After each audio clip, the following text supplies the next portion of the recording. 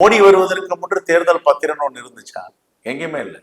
உலகத்துல எங்கேயாவது இருக்கா? எங்கேயுமே கிடையாது. இப்படி ஒரு நவீனமா ஊழல் பண்ண முடியுமா? லஞ்ச பணம், கள்ள பணம், கருப்பு பணத்தை இப்படியெல்லாம் ரூட் பண்ணி எடுத்தாந்து தேர்தல் பத்திரம் எந்த காலத்திலுமே கிடையாது. ஒரு நாள் காலையில அமலாக்கத்துறை சோதனை நடைபெறுது, மதியம் சிபிஐ சோதனை, இன்கம் டேக்ஸ் சோதனை. சோதனை நடத்திய பிறகு 2 நாட்களில் அந்த நிறுவனம், சோதனையிடப்பட்ட நிறுவனம் பிஜேபிக்கு பணம் கொடுக்குது. இப்ப தேர்தல் பத்திரங்கள் பத்தி நீங்க சொல்லும் போது நடுவில் சொன்னீங்க அதாவது உங்க கூட கூட்டணியில இருக்கிற திமுக போல இன்னும் சில கட்சிகளும் தேர்தல் பத்திரங்களை பெற்றிருக்காங்கல்ல, அது மிகப்பெரிய எல்லா கட்சிகளும் பெற்று, மம்தா பானர்ஜி பெற்றிருக்கிறாங்க, எல்லாம் பெற்றிருக்கிறாங்க. அவங்கெல்லாம் பயப்படலையே, அச்சப்படலையே, வெளியிடுங்கன்றாங்க.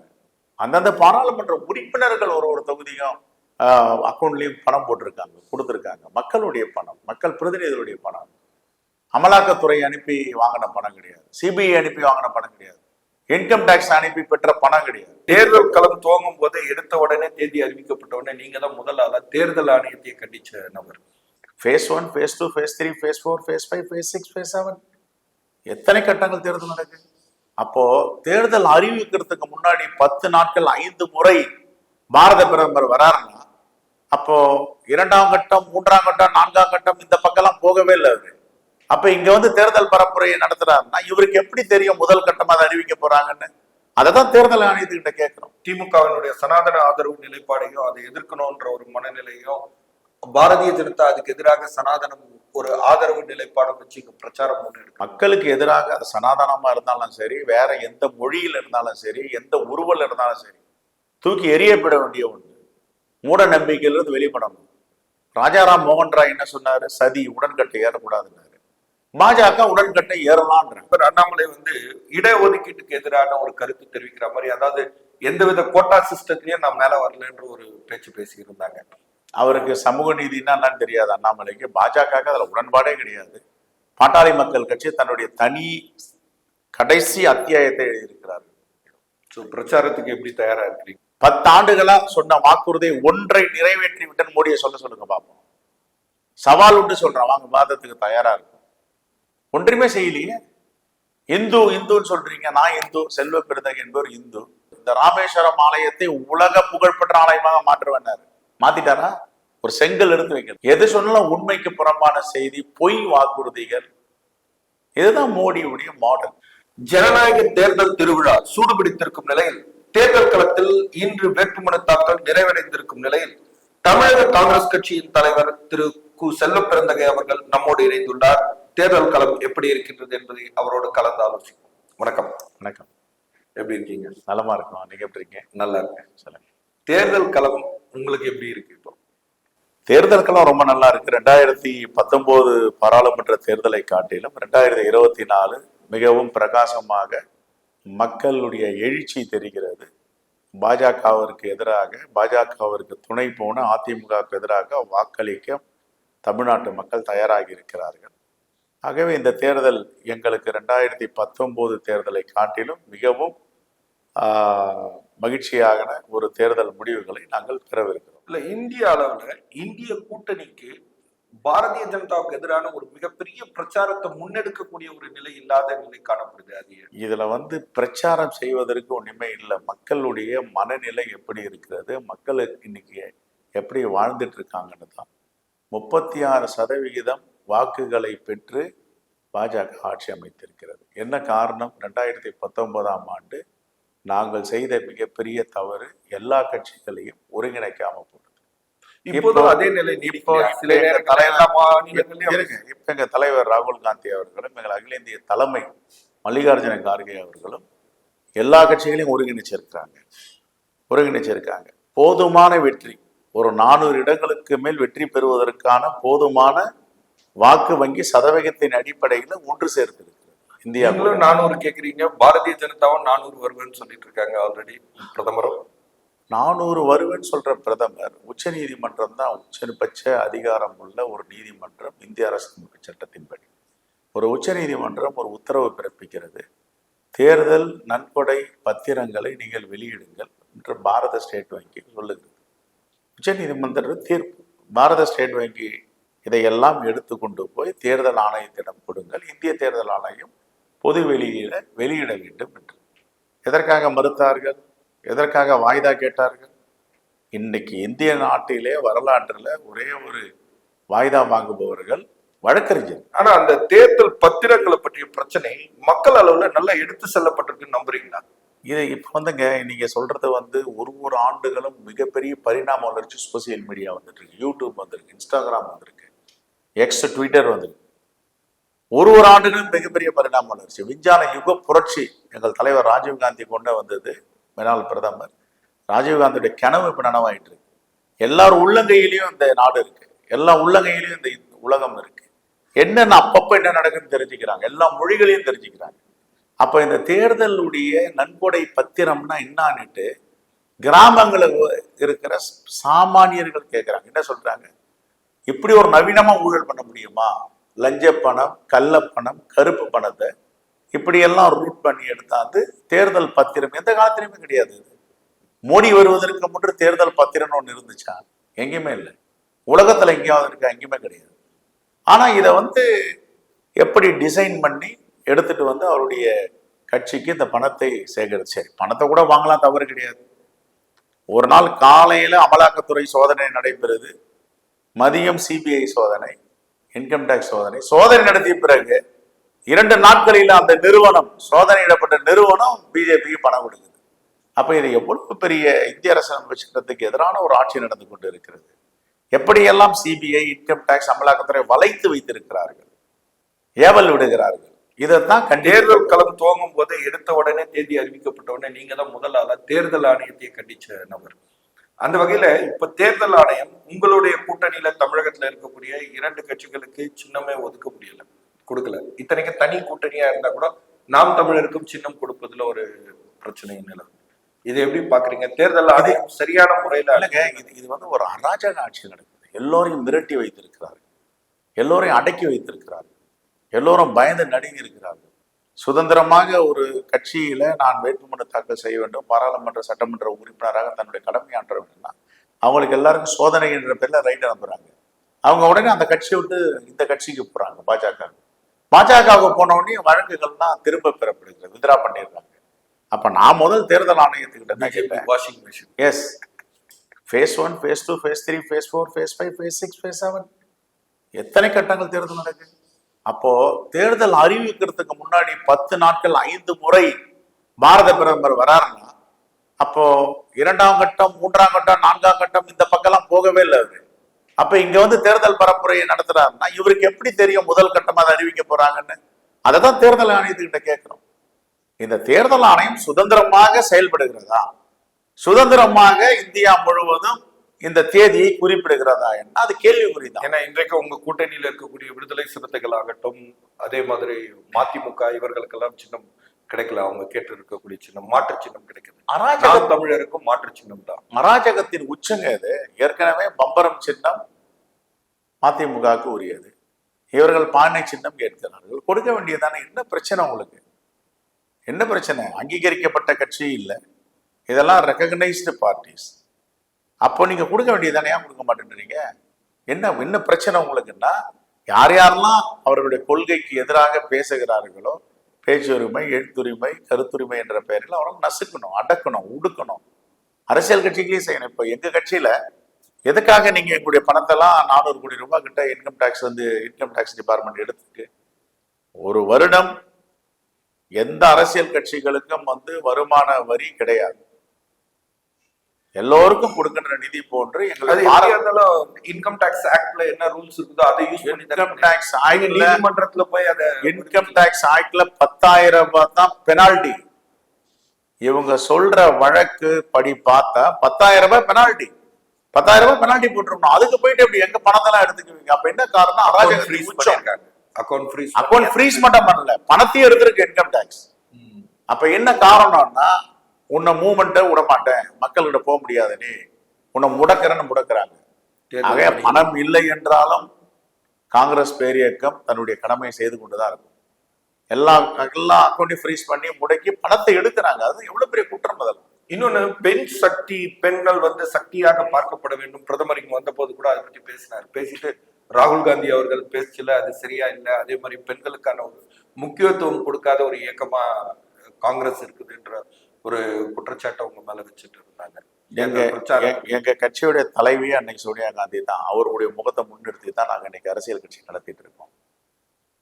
இன்னைக்கு முதல் ஜனாதிபதி கொடுத்ததே பெண்ணுக்கு காங்கிரஸ் பேர் இயக்கம் மட்டும்தான், பிரதிபா பாட்டீல். அதற்கு அப்பதான் நீங்க கொடுத்தீங்க. பெண்களுக்கு இந்த நாட்டில் பாதுகாப்பு இருக்கா? புதுடெல்லியில ஒரு சம்பவம் நடந்ததற்காக பாராளுமன்றத்தையே ஸ்தம்பிக்க வைத்தீர்கள். ஆனா அத்ராஸில் நடந்த பாலியல் வன்கொடுமை, கொலை, படுகொலை, அதே போன்ற உத்தரப்பிரதேசத்துல பாஜகவை சார்ந்த சட்டமன்ற உறுப்பினர் செய்த வன்புணர்ச்சி, பாலியல் துன்புறுத்தல், அவருடைய தந்தை படுகொலை, இப்ப எத்தனை நடந்திருக்கு? ஏதாவது ஒரு நடவடிக்கை இருக்கா? பெண்களுக்கு எங்க பாதுகாப்பு இருக்கு? எங்க தலைவர் சொன்னது வேற, இவங்க திருச்சி சொல்றது வேற. அதனால பிரிப்பு இதுல முன்னணி கட்சி எதுன்னா அது பாஜக தான். அதுக்கு அடுத்தது இந்திய கூட்டணிக்கு பிரதமர் வேட்பாளர் யாரு? பிரதமரே இல்லாத ஒரு முகத்தை வச்சுட்டு அவங்க வராங்கன்ற ஒரு பிரச்சாரம். நாங்க எப்பவுமே பிரதமர் வேட்பாளரை நாங்க அறிவிக்கவே இல்லையா? 2004 தேர்தலில் நாங்க பிரதமர் வேட்பாளர் யாருன்னு சொன்னோமா? எல்லோரும் அன்னைக்கு சோனியா காந்தின்னு சொன்னாங்க. அந்த அம்மா நான் தியாக திருவிளக்காக இருக்கின்ற எங்கள் தலைவர் எனக்கு வேண்டாம், மன்மோகன் சிங்கை நியமிச்சாங்க. 2009 தேர்தல் நாங்க யாராவது பிரதமர்னு சொன்னோமா? 2014 நாங்க யாரையாவது பிரதமர்னு சொன்னோமா? சொல்லலையே. 2019 கூட நாங்க யார் பிரதமர் வேட்பாளர்னு சொல்லல. திராவிட முன்னேற்ற அது ஒரு தலைவர் சொன்னார். அது ஒரு காரணமா இருக்குமா? அது ஒரு காரணமே கிடையாது. மக்களுக்கு தெரியும் யார் பிரதமர். என்னை பொறுத்த வரைக்கும் யார் எங்க பிரதமர்? எங்க பிரதமர் எங்க தலைவர் ராகுல் காந்தி தான். அறிவிச்சாலும் அறிவிக்கப்பட்டாலும் ஒரு காங்கிரஸ்காரனுடைய பார்வையும் ஒரு தேசத்தை நேசிப்பவர்களும் ராகுல் காந்தி தான். தொடர்ந்து ராகுல் காந்திக்கு எதிராக அவர் பக்குவம் அடையாதவர், ஒரு பப்பு, அந்த மாதிரியான ஒரு விமர்சனமும் ஒரு இதுவும் வச்சு ஒரு லாபி பண்றாங்க. அது எப்படி இருக்காங்க? பக்குவம் அடையாதவர் தான் மாவோவுக்கு பிறகு, மகாத்மா காந்தியடிகளுக்கு பிறகு சபர்மதி ஆசிரமத்திலிருந்து தண்டி யாத்திரை வரை பயணத்தை மேற்கொண்டார் மகாத்மா காந்தியடிகள், பாத யாத்திரை. அதற்கு பிறகுதான் இந்தியாவில் மகாத்மா காந்தி இப்படி செய்யறாரு, ஒரு மிகப்பெரிய சத்தியாகிரக போராட்டம், வெப்பன்ஸ், ஆயுதங்கள் இல்லாமல் பிரிட்டிஷ்காரர்களை மிரட்டி வைத்திருக்கிறாரு என்றுதான் மாவோ அவர்கள் நடைப்பயணத்தை நீண்ட நெடிய பயணம் என்று மேற்கொண்டார். உலகத்திலே பேசப்பட்ட 2 பாத யாத்திரை மகாத்மா காந்தி சபர்மதி டு தண்டி மாவோ நடத்தினது. அதற்கு பிறகு 3வது பாத யாத்திரை கன்னியாகுமரி காஷ்மீர் வரைக்கும் நடந்து போனார். பப்பு தான் இந்த வேலையெல்லாம் செய்வாரா? மோடியை நடக்க சொல்லுங்க பார்ப்போம். அதற்கு பிறகு நியாய யாத்திரை. இந்த தேசத்தின் மீது அன்பை விதைக்கிறார். இந்த தேசத்து மக்களை அன்பால் விதைக்கிறார். மோடி வெறுப்பு அரசியல் செய்வார். அவருக்கு அன்புன்னா என்னன்னு தெரியாது, RSSக்கு தெரியாது. இந்த நாட்டில் யாரும் வாழணும் யாரும் வாழக்கூடாதுன்னு தீர்மானிக்கிறாங்க. இந்த தேசம் எப்படிப்பட்ட தேசம்? பல மலர்களால் அலங்கரிக்கப்பட்ட கோர்த்திருக்கின்ற தேசம். முத்துக்கள், மாணிக்கங்கள், வைடூரியங்கள், இப்படி பல கோர்வையாக இருக்கின்றது. ஆனா நீங்க என்ன சொல்றீங்க? ஒரு மாநிலத்துக்கு ஒரு கலை, கலாச்சாரம், பண்பாடு, இலக்கியம், இலக்கணம் இருக்கு. மோடி என்ன சொல்லுவாரு? நீ மாட்டுக்கறி சாப்பிடக்கூடாது, நீ இந்த ட்ரெஸ் கோடு தான் போடணும், எங்க இஸ்லாமியர்கள் இருக்கக்கூடாது. இஸ்லாமியர்கள்லாம் ஏது இந்த நாடு விடுதலை பெற்றிருக்கோம்? இஸ்லாமியர்கள் வரலாறுன்னா தெரியும். தமிழ்நாட்டுல குறிப்பா சனாதனத்தையும், திமுகவினுடைய சனாதன ஆதரவு நிலைப்பாடையும் அதை எதிர்க்கணும்ன்ற ஒரு மனநிலையும், பாரதிய ஜனதா அதுக்கு எதிராக சனாதனம் ஒரு ஆதரவு நிலைப்பாடம் வச்சு பிரச்சாரம் பண்ணி எடுக்கிறாங்க. அதை எப்படி பாக்குறீங்க நீங்க? சார், 2 விஷயம் தான். சனாதானம் இல்லையா? மக்களுக்கு எதிராக எதிர்க்கிறதோ அதை தூக்கி எறியணும். மக்களுக்கு எதிராக அது சனாதானமா இருந்தாலும் சரி, வேற எந்த மொழியில் இருந்தாலும் சரி, எந்த உருவல் இருந்தாலும் சரி, தூக்கி எறியப்பட வேண்டிய ஒன்று. மூட நம்பிக்கையிலிருந்து வெளிப்படணும். ராஜாராம் மோகன் ராய் என்ன சொன்னாரு? சதி, உடன்கட்டை ஏறக்கூடாதுன்னாரு. பாஜக உடன்கட்டை ஏறலான்றாங்க. பாராளுமன்றத்தை பேசுறாரு பாராளுமன்ற உறுப்பினர், சதியை மீண்டும் கொண்டு வரணும், கணவன் இறந்தால் மனைவி உடன்கட்டை ஏறணும் அப்படின்றாரு. இதை எப்படி ஏற்றுக்கொள்ள முடியும்? இதான் பெண் உரிமையா? சக்திகளுக்காக இருக்கிறவரா பாஜக ஆட்சி? ஒரு பெண்ணை உடன்கட்டை ஏற்ற வேண்டும், கணவன் இறந்தா தீயில முடிச்சு சாகடிங்கடான்னு ஒரு பாராளுமன்ற உறுப்பினர் பாராளுமன்றத்துல பேசலாம் அப்படின்னா மோடி வேடிக்கை பார்க்கலாமா? இது வரைக்கும் ஒரு மறுப்பு சொல்லலையே RSS BJPயும். அப்ப நீங்க சக்திகள், மாநில தலைவர் அண்ணாமலை இடஒதுக்கீட்டுக்கு எதிரான ஒரு கருத்து தெரிவிக்கிற மாதிரி, அதாவது எந்தவித கோட்டா சிஸ்டத்திலயும் நான் மேல வரலன்ற ஒரு பேச்சு பேசி இருந்தாங்க. அவருக்கு சமூக நீதினா என்னன்னு தெரியாது அண்ணாமலைக்கு. பாஜக அதுல உடன்பாடே கிடையாது. பாட்டாளி மக்கள் கட்சி தன்னுடைய தனி கடைசி அத்தியாயத்தை எழுதியிருக்கிறார்கள். பாட்டாளி மக்கள் கட்சி என்றால் இடஒதுக்கீடுக்காக போராடி வந்த கட்சி, சமூக நீதியை பேசுகின்ற கட்சி, மக்கள் தொகை கணக்கெடுப்பு வேண்டும், சாதிவாரி கணக்கெடுப்புன்னு கேட்கிற கட்சி. இந்த சாதிவாரி கணக்கெடுப்புக்கு எதிராக இருப்பது பாஜக. எப்படி அவருடைய கூட்டணி வைக்கலாம்? யாருக்காக கூட்டணி வைக்கிறீங்க நீங்க? எந்த சமூக நீதியை நிலைநிறுத்த போறீங்க?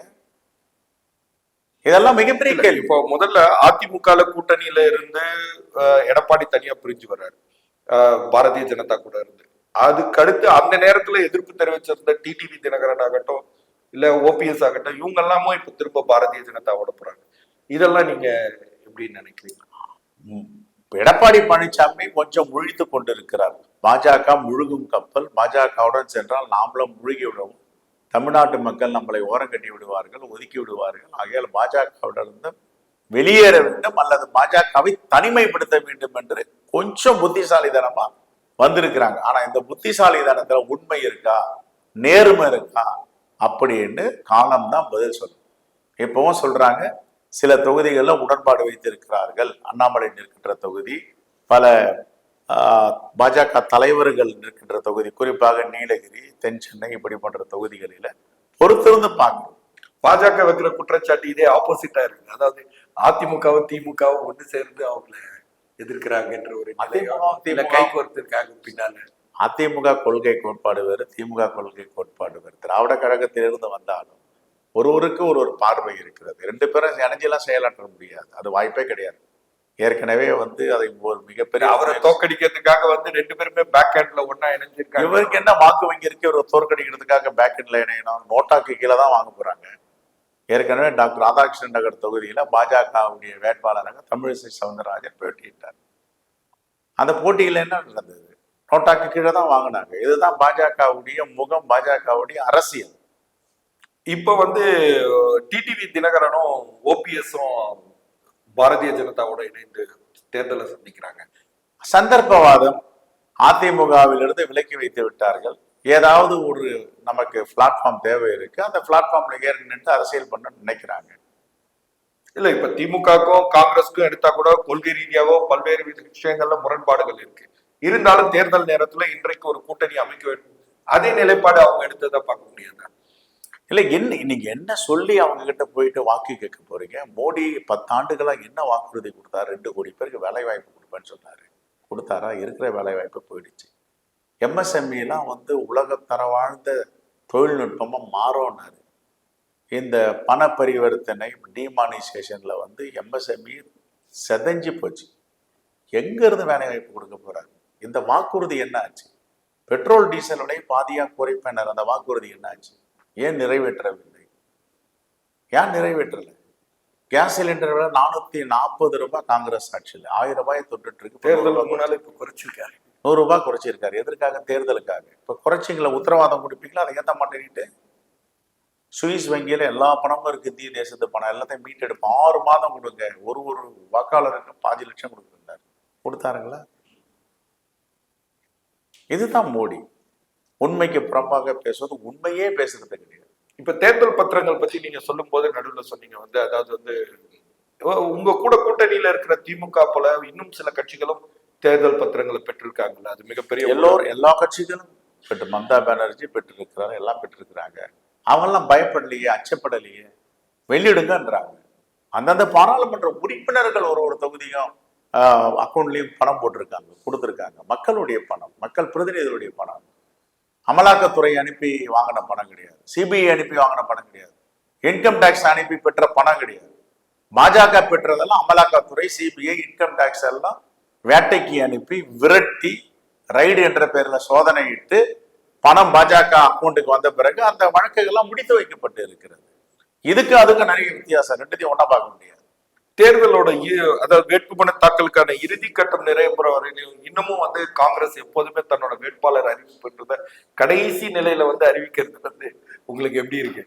தேர்தல் நேரங்கள்ல அந்த வேட்பாளர் அறிவிப்பு காங்கிரஸ்க்கு தாமதமாகும் போது அது வேட்பாளர் தன்னோட பணியை முன்னெடுக்கிறதுக்கு பல சிரமங்கள் இருக்கும். அது மட்டும் இல்லாம ஒவ்வொரு இடத்துலயும் வேட்பாளர் எதிர்ப்பு வேற ஒரு குரூப் இருக்கு. அது எப்படி? இல்லை, எப்பவுமே ஒரு ஜனநாயக நாட்டுல ஜனநாயக ரீதியாக இருக்கின்ற கட்சிகள் இல்லை, இந்த கடல்ல இருக்க அலை சலசலப்பு எல்லாம் இருக்க தான் செய்யும். காங்கிரஸ் என்பது ஒரு மகா சமுத்திரம். சமுத்திரம் என்றதில் கடல்ல இருக்கு, கடல்ல அலை இருக்கும். இது ஒன்றையும் சரியாகிடும். ஆனால் கடைசி நேரத்தில் இதை அறிவிச்சதுக்கு காரணம் வந்து காஷ்மீர்ல இருந்து கன்னியாகுமரி வரைக்கும் இந்தியா முழுவதும் எல்லா மாநிலங்களில் உள்ள வேட்பாளர்களை ஆய்வு செய்து வெற்றி வேட்பாளர் அறிவிப்பதற்கு காலதாமதங்கள் இல்ல இப்ப குறிப்பா சிவகங்கை போன்ற தொகுதி, சில தொகுதிகள் எல்லாம் வந்து வேட்பாளருக்கு எதிரான ஒரு மனநிலையே கட்சியில உள்ள இருக்கவங்களே ஒர்க் பண்றதுக்கே எதிர்ப்பு தெரிவிச்சாங்கன்னா அது எப்படி இருக்கும்? எல்லாம் சரி பண்ணிடுவோம். இருக்கும். ஜனநாயகம் எங்க இருக்குதோ அங்கே சில குரல்கள் எழதான் செய்யும். இது பாஜக இல்லை, இது RSS இல்லை. இது ஜனநாயகத்தின் கட்சி, ஜனநாயகத்தை உள்வாங்கிய கட்சி. பல கருத்துக்கள் ஒருவர் எதிர்ப்பார், ஒருவர் ஆதரிப்பார். உட்கார வச்சு பேசி சரி பண்ணிடுவோம். ஸோ பிரச்சாரத்துக்கு எப்படி தயாரா இருக்கிறீங்க? உங்களோட பிரச்சார நான் இலக்கு என்னவா இருக்கு? ஏற்கனவே ஆரம்பிச்சுட்டு தென் சென்னை, வட சென்னை, மத்திய சென்னை, நேற்றைக்கு திருப்பெரும்புதூர் பாராளுமன்ற உறுப்பினர் திரு TR பால் அவர்களை ஆதரித்து பிரச்சாரம் செய்திருக்கிறோம். இன்றைக்கும் திருவள்ளூர் செல்ல இருக்கிறேன். பிரச்சாரத்தை ஆரம்பித்திருக்கிறோம்.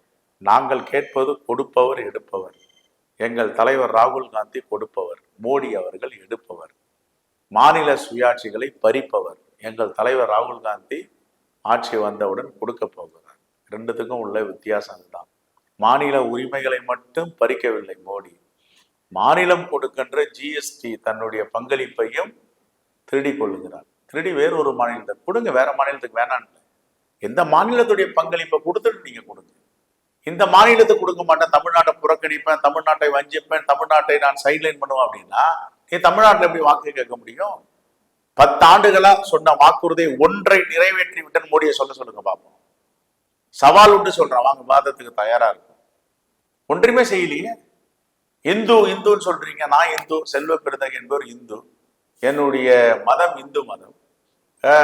பிப்ரவரி மாதம் 7ஆம் தேதி திருச்சியில 2014ஆம் ஆண்டு என்ன தேர்தல் வாக்குறுதி கொடுத்தீர்கள்?